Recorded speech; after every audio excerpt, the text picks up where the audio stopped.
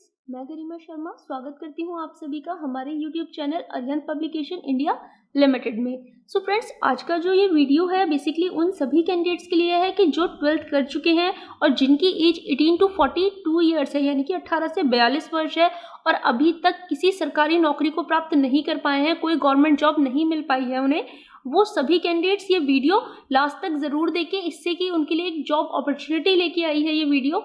तो फ्रेंड्स, मैं बात कर रही हूँ उत्तराखंड अधीनस्थ सेवा चयन आयोग यानी कि Uttarakhand subordinate staff selection commission द्वारा निकाली गई आशु लिपिक स्टेनोग्राफर की 158 पोस्ट की। बिल्कुल, स्टेनोग्राफर की जो पोस्ट निकली है, स्टेनोग्राफर या फिर वैयक्तिक सहायक की 158 पदों की सीधी भर्ती निकाली है उत्तराखंड अधीनस्थ सेवा चयन आयोग ने। ये जो भर्तियां हैं ये उन सभी उम्मीदवारों के लिए है जो कि इंटरमीडिएट कर चुके हैं और इसी के साथ उनके पास कंप्यूटर डिप्लोमा है 1 साल का। तो जो भी इंटरेस्टेड कैंडिडेट्स हैं, जो भी चाहते हैं इस पोस्ट के बारे में जानना, इस वैकेंसी, इस जॉब रिक्रूटमेंट के बारे में जानना कि क्या प्रोसेस है, किस तरीके से आप अप्लाई कर सकते हैं, क्या सिलेक्शन क्राइटेरिया है, क्या एसेंशियल क्वालिफिकेशन रिक्वायर्ड है और क्या फीस है, तो वो ये वीडियो लास्ट तक ज़रूर देखें और इसी के थ्रू आप जान पाएंगे कि क्या आप एलिजिबल हैं, क्या आप अप्लाई कर सकते हैं और अगर कर सकते हैं तो किस तरीके से कर सकते हैं। सो फ्रेंड्स, देखिए स्टार्ट करते हैं। नोटिफिकेशन ऑलरेडी रिलीज हो चुका है 27 जुलाई 2020 को और इसके जो ऑनलाइन एप्लीकेशंस हैं वो स्टार्ट हो जाएंगे 31 जुलाई 2020 से, यानी कि 31 जुलाई 2020 से। तो कम ही समय बचा है आपके पास ये सोचने के लिए और समझने के लिए कि आपको अप्लाई करना है या नहीं करना है। 31 जुलाई से एप्लीकेशन स्टार्ट होने वाले हैं और जो अंतिम तिथि है एप्लीकेशन की यानी कि आवेदन की वो है 14 सितंबर 2020। सो फ्रेंड्स, ये तो बात है कुछ इंपॉर्टेंट डेट्स की। अब ये देखते हैं कि किस किस पद के लिए ये भर्तियां निकली हैं, क्योंकि ये जो कुल 158 भर्तियां हैं ये अलग अलग पदों के लिए हैं जहाँ पे नंबर ऑफ सीट्स जो हैं वो अलग अलग दी गई हैं। तो अगर हम बात करें पदों की, तो सबसे पहले जो पद हैं औद्योगिक न्यायाधिकरण एवं श्रम न्यायालय और पर्यटन विकास परिषद, इन दोनों पदों के लिए निकली है जिनका लेवल 6 है और जो पे ग्रेड है इनका 35,400 से 1,12,400 रुपये है। इसी के साथ जो आयु है 18 से 42 वर्ष है। तो औद्योगिक न्यायाधिकरण एवं श्रम न्यायालय के लिए जो पदों की संख्या है सिर्फ सामान्य वर्ग के लिए 1 पद है और क्षैतिज आरक्षण के अंतर्गत रिक्त पद जो है उनमें अदर के लिए 1 पद है। अगर हम बात करें पर्यटन विकास परिषद की, तो सामान्य के लिए 6 पद हैं, क्षैतिज आरक्षण के अंतर्गत जो पद है वो वुमेन के लिए 1 है और अदर के लिए 5 है। इसी के साथ आगे बढ़ते हैं। अब बात करते हैं ग्रामीण निर्माण विभाग की, यानी कि लेवल 5 की। लेवल 5 के अंदर जो वैकेंसी आती है, देखिए ग्रामीण निर्माण विभाग आता है, जिलाधिकारी उत्तरकाशी आता है। इन सभी लेवल 5 वाले वैकेंसियों का जो वेतनमान होगा 29,200 से 92,300 रुपये होगा। जो आयु दी गई है, जो मिनिमम आयु है वो 18 वर्ष है और जो मैक्सिमम यानी कि अधिकतम आयु है वो 42 वर्ष है। तो अगर नंबर ऑफ सीट्स की बात करें अलग अलग वर्गों के लिए, तो आर्थिक रूप से कमजोर वर्ग के लिए 1 सीट दी गई है ग्रामीण निर्माण विभाग द्वारा, सामान्य वर्ग के लिए 7 सीट है और क्षैतिज रूप से आरक्षित वर्ग के लिए वुमेन के लिए 2 और अदर के लिए 5 सीट है। और आर्थिक रूप से कमजोर वर्ग में भी क्षैतिज आरक्षण वर्ग के लिए 1 सीट दी गई है अदर के लिए। तो अब हम बात करते हैं जिलाधिकारी उत्तरकाशी की। इसमें सामान्य वर्ग के लिए 3 सीट है, क्षैतिज रूप से आरक्षित वर्ग के लिए 1 सीट है वुमेन के लिए और अदर के लिए 2 सीट है।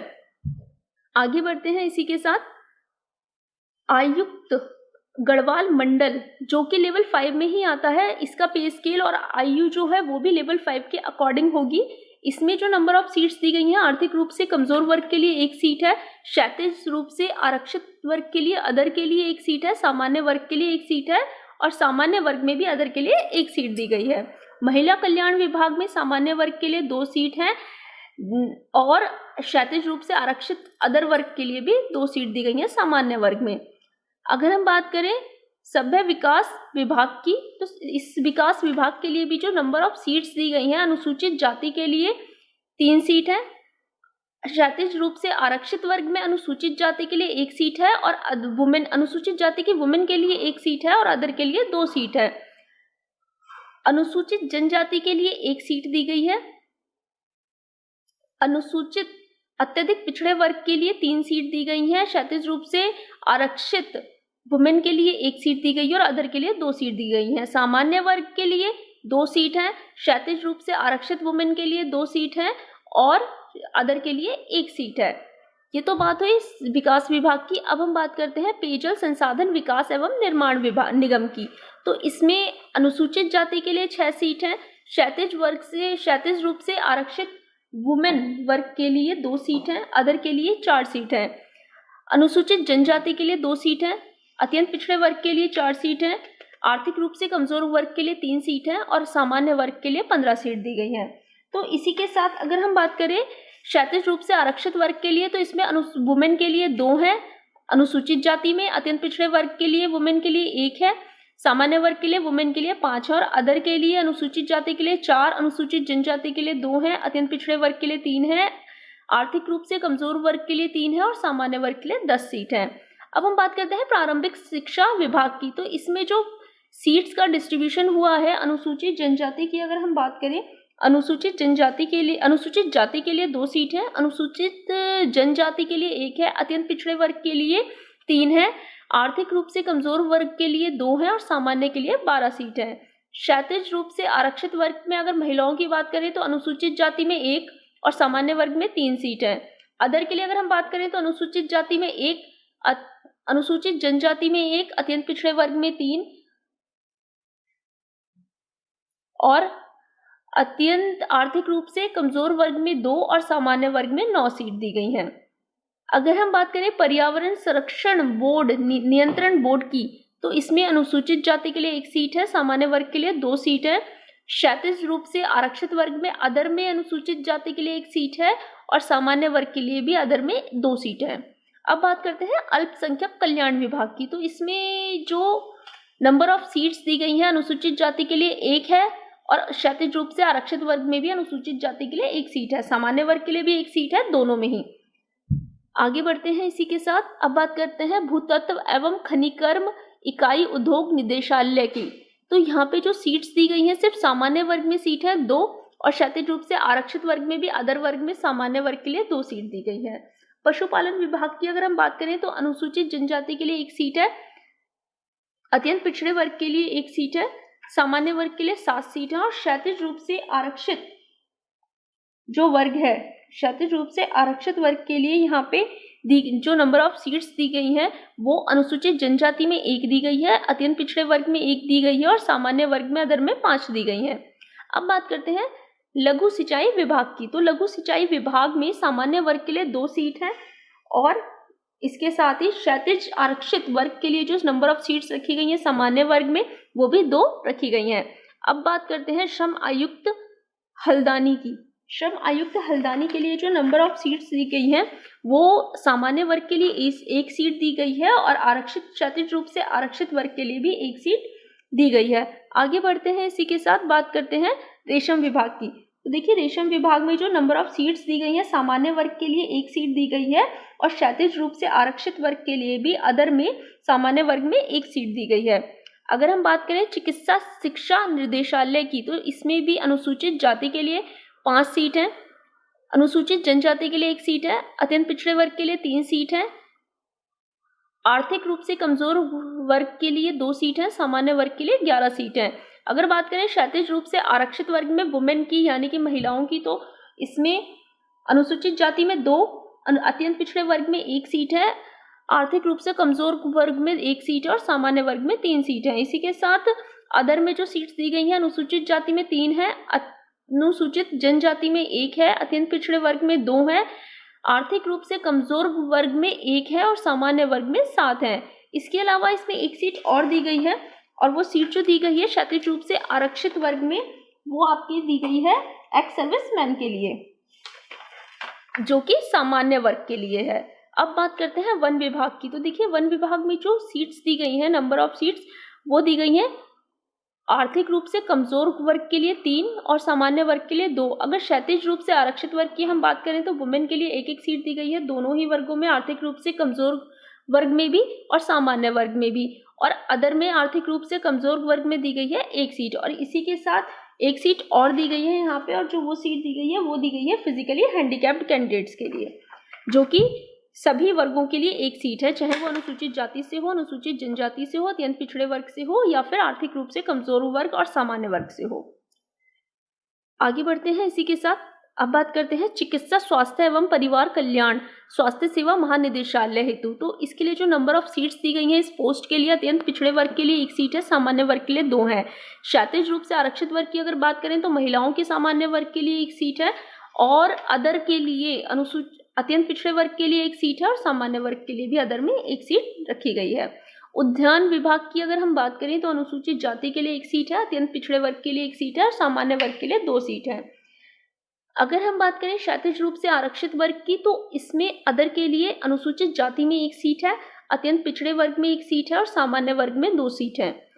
अब बात करते हैं उत्तराखंड जल संसाधन की। तो इसमें अनुसूचित जाति के लिए 3 सीट है, अत्यंत पिछड़े वर्ग के लिए 2 सीट है, आर्थिक रूप से कमजोर वर्ग के लिए 1 सीट है, सामान्य वर्ग के लिए 9 सीट है। अगर बात करते हैं क्षैतिज रूप से आरक्षित वर्ग की तो इसमें महिलाओं के लिए सामान्य वर्ग में 3 सीट है और अदर में अनुसूचित जाति में 3, अत्यंत पिछड़े वर्ग में 2, आर्थिक रूप से कमजोर वर्ग में 1, सामान्य वर्ग में 6। मूव करते हैं अगले पद की तरफ। अगला जो पद है वो है राज्य उपभोक्ता विवाद प्रतितोष आयोग के लिए। तो इसमें अनुसूचित जाति में 1 सीट है और क्षैतिज रूप से आरक्षित वर्ग में भी अनुसूचित जाति में 1 सीट दी गई है। अब बात करें अगर संभागीय खाद्य नियंत्रक गढ़वाल के लिए तो इसमें सामान्य वर्ग के लिए 1 सीट दी गई है और क्षैतिज रूप से आरक्षित वर्ग में अदर में सामान्य वर्ग के लिए भी 1 सीट दी गई है। इसके बाद अगर हम बात करें संभागीय खाद्य नियंत्रक कुमाऊं के लिए तो इसमें भी सामान्य वर्ग के लिए 1 सीट है, क्षैतिज रूप से आरक्षित वर्ग में भी अदर में और रिक्त पद में भी अलग से सामान्य वर्ग के लिए। आगे बढ़ते हैं इसी के साथ समाज कल्याण विभाग की अगर बात करें तो इसमें भी सामान्य वर्ग के लिए 1-1 सीट दी गई है, क्षैतिज रूप से आरक्षित वर्ग में भी और जनरल अनरिजर्व कैटेगरी में भी।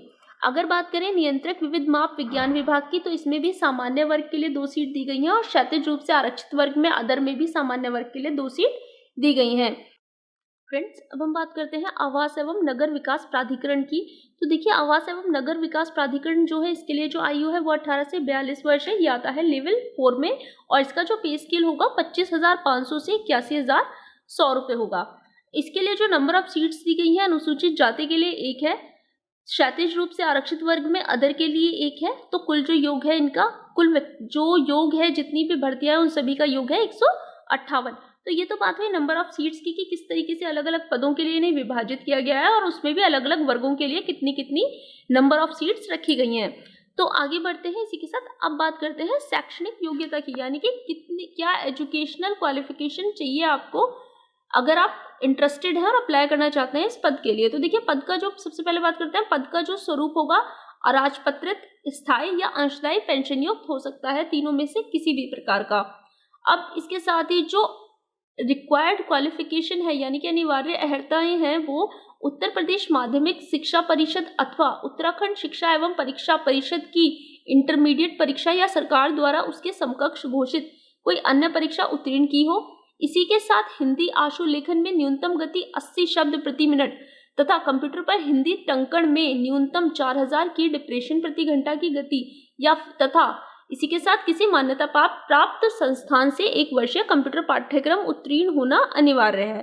तो देखिए यहाँ पे 4 कंडीशन रखी गई हैं। पहली 12th होनी चाहिए, चाहे फिर वो आपकी उत्तर प्रदेश माध्यमिक शिक्षा परिषद द्वारा हो या फिर उत्तराखंड शिक्षा एवं परीक्षा परिषद द्वारा। इसी के साथ हिंदी में आशुलेखन में न्यूनतम स्पीड जो गति होनी चाहिए आपकी वो होनी चाहिए 80 शब्द पर मिनट, ये स्पीड आपकी होना जरूरी है। और इसी के साथ कंप्यूटर पर हिंदी टंकण यानी कि टाइपिंग में न्यूनतम 4000 की डिप्रेशन प्रति घंटा की गति होना भी जरूरी है। और इसी के साथ 1 साल का कंप्यूटर पाठ्यक्रम का कोर्स आपने उत्तीर्ण किया होना भी अनिवार्य है, तभी आप क्या कर पाएंगे, इस परीक्षा के लिए, इस पोस्ट के लिए आवेदन कर पाएंगे।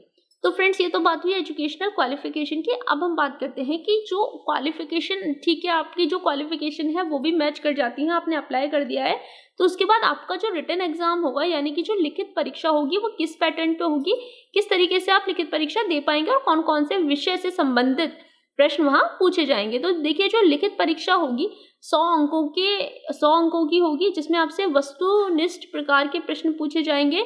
एग्जाम परीक्षा की जो अवधि होगी वो 2 घंटे की होगी और जो विषय, जिस विषयों से संबंधित प्रश्न पूछे जाएंगे वो विषय है सामान्य हिंदी, सामान्य ज्ञान और सामान्य अध्ययन।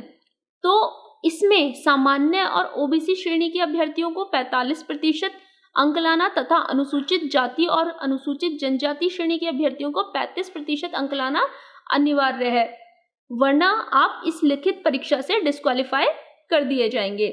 अब जो लिखित परीक्षा होगी उसमें हर सही उत्तर के लिए 1 अंक दिया जाएगा, यानी कि अगर 100 अंकों का पेपर है आपका तो 100 में से हर क्वेश्चन 1 अंक का होगा, तो कुल प्रश्नों की संख्या होगी 100। और गलत उत्तर के लिए 1/4 की नेगेटिव मार्किंग यानी कि ऋणात्मक अंक दिया जाएगा, यानी कि अगर आपके 4 क्वेश्चन गलत होते हैं तो आपका 1 नंबर कटेगा। तो फ्रेंड्स ये तो बात हुई लिखित परीक्षा की। इसी के साथ आगे बढ़ते हैं। अब बात करते हैं कि आपको अप्लाई किस तरीके से करना है। बिल्कुल देखिए, अगर आप इंटरेस्टेड हैं और आप अप्लाई करना चाहते हैं और जितनी भी यहाँ पे बेसिक क्वालिफिकेशन मांगी गई है वो सभी आपके पास हैं, तो बिल्कुल आप आवेदन कर सकते हैं। आवेदन करने के लिए आपको UKSSC यानी कि Uttarakhand subordinate staff selection commission की जो ऑफिशियल वेबसाइट है www.ssc.uk.gov.in के माध्यम से ऑनलाइन आवेदन करना होगा। इसी के साथ आपको वेबसाइट पे आप जाएंगे, OTR लिंक पर क्लिक करेंगे, अपना 1 टाइम रजिस्ट्रेशन प्रोफाइल क्रिएट करेंगे और उसके बाद वहाँ पे आपको एक वैलिड ईमेल आईडी और मोबाइल नंबर की रिक्वायरमेंट होगी। OTR प्रोफाइल में दी गई सारी सूचनाओं को फिल करने के बाद आप सेव करेंगे और वहाँ पे अपनी फोटो और सिग्नेचर जो है वो अपलोड करेंगे। फोटो का साइज आपका मैक्सिमम 50 KB तक का होना चाहिए और सिग्नेचर का साइज भी 50 KB तक का होना चाहिए और अंगूठे का जो निशान है वो भी मैक्सिमम 50 KB तक का होना जरूरी है। उसके बाद यूजर नेम के साथ लॉगिन होने के बाद आप ऑनलाइन आवेदन लिंक के तहत सक्रिय विज्ञापन देखेंगे। वहां पे जो आपको विज्ञापन मिलेगा वहां पे आपको मेंशन होगा आवेदन के लिए, यहाँ क्लिक करें और वहां क्लिक करके आप आगे का प्रोसेस फॉलो करके अप्लाई कर सकते हैं। तो ये तो बात हुई आवेदन की। अब बात करते हैं फी सबमिशन की। तो देखिए, जो फी सबमिशन होगा वो आप net banking, debit card, credit card या CSC केंद्र के माध्यम से कर सकते हैं। अब बात करें कि ऑनलाइन फी कितनी है, ऑनलाइन चार्ज कितना है। तो देखिए, ऑनलाइन जो शुल्क है, सबसे पहले आपको ऑनलाइन रजिस्ट्रेशन करना होगा। उसके बाद आप एप्लीकेशन फॉर्म फिल करने के बाद क्या करेंगे, एप्लीकेशन फी फिल करेंगे। तो जो एप्लीकेशन फी होगी जो आप सबमिट करेंगे, अगर वो उन्हें अलग अलग वर्गों के लिए अलग अलग रखा गया है। अगर बात करें जनरल वर्ग की यानी कि अनारक्षित वर्ग की और उत्तराखंड अन्य पिछड़े वर्ग की, तो जो शुल्क है वो 300 रुपये है। अगर बात करें उत्तराखंड अनुसूचित जाति की यानी कि SC की, तो जो शुल्क है 150 रुपये है। अगर बात करें उत्तराखंड अनुसूचित जनजाति की यानी कि ST की, शेड्यूल्ड ट्राइब की, तो जो शुल्क होगा वो 150 रुपये होगा। अगर बात करें उत्तराखंड दिव्यांग आर्थिक रूप से कमजोर वर्ग की यानी कि इकोनॉमिकली वीकर सेक्शन की और डिसेबल्ड कैंडिडेट्स की, तो उनके लिए जो शुल्क होगा वो 150 रुपये होगा। तो ये तो बात हुई ऑनलाइन शुल्क कितना जमा करना है आपको। सो फ्रेंड्स, अगर आप इंटरेस्टेड हैं, बिल्कुल अभी टाइम है एप्लीकेशन स्टार्ट होने में। 31 जुलाई से एप्लीकेशन स्टार्ट होंगे और 16 सितंबर तक की लास्ट डेट यहाँ पे दी गई है, तो आप अप्लाई कर सकते हैं। आज के वीडियो में बस इतना ही था फ्रेंड्स। नेक्स्ट वीडियो में फिर मिलूंगी आपसे एक नई वैकेंसी के साथ, एक नई जॉब के साथ। तब तक के लिए थैंक यू, गुड बाय।